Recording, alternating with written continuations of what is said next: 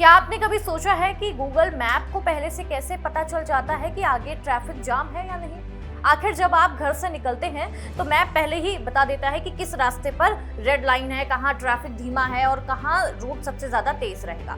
क्या सड़क पर हर जगह गूगल के कैमरे लगे या फिर कोई सैटेलाइट हर गाड़ी पर नजर रखता है? जवाब इससे भी कहीं ज्यादा दिलचस्प है।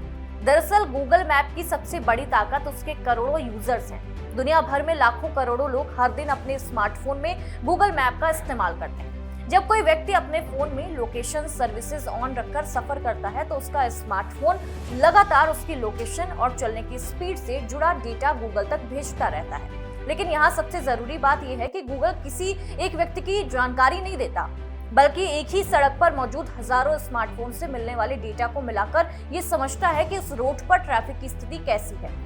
मान लीजिए किसी सड़क पर गाड़ियां आमतौर पर 60 किलोमीटर प्रति घंटे की रफ्तार से चलती हैं, लेकिन अचानक उसी सड़क पर मौजूद ज्यादातर फोन 10 से 15 किलोमीटर प्रति घंटे की स्पीड दिखाने लगे तो गूगल मैप समझ जाता है कि वहां ट्रैफिक जाम लगा हुआ है और इसी आधार पर मैप उस सड़क को लाल या नारंगी रंग में दिखाना शुरू कर देता है। जहां ट्रैफिक बहुत ज्यादा होता है वहां लाल रंग दिखाई देता है और मध्यम ट्रैफिक के लिए नारंगी रंग का इस्तेमाल होता है। अगर रास्ता पूरी तरह साफ है तो हरे रंग का इस्तेमाल किया जाता है।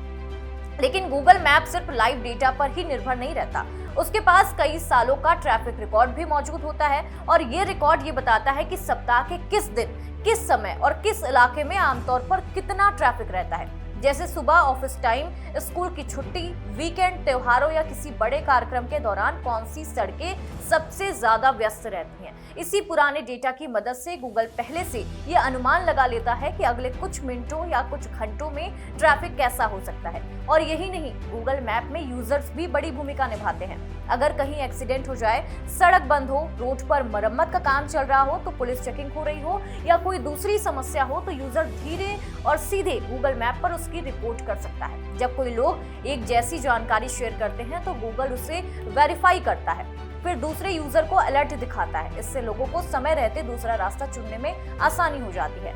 आज के समय में गूगल मैप को और स्मार्ट बनाने का काम आर्टिफिशियल इंटेलिजेंस यानी कि एआई और मशीन लर्निंग कर रहे हैं। एआई पुराने रिकॉर्ड और लाइव डेटा का विश्लेषण करके ये अनुमान लगाता है कि अगले कुछ समय में ट्रैफिक बढ़ेगा या कम होगा।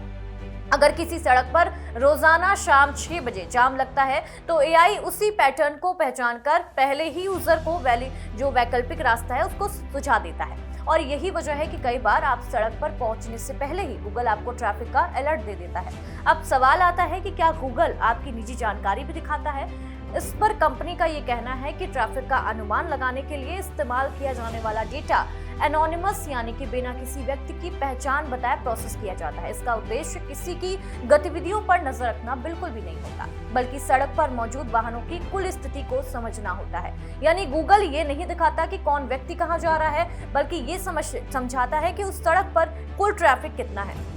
यानी अगली बार जब गूगल मैप आपको पहले से बता दे कि आगे जाम है या कौन सा रास्ता सबसे तेज रहेगा, तो समझ जाइएगा कि इसके पीछे करोड़ों यूजर्स का लाइव डेटा, कई सालों का ट्रैफिक रिकॉर्ड और यूजर की रिपोर्ट और एआई की ताकत मिलकर काम कर रही है। और यही वजह है कि आज गूगल मैप सिर्फ रास्ता दिखाने वाला ऐप नहीं, बल्कि दुनिया का सबसे स्मार्ट ट्रैफिक गाइड भी बन चुका है।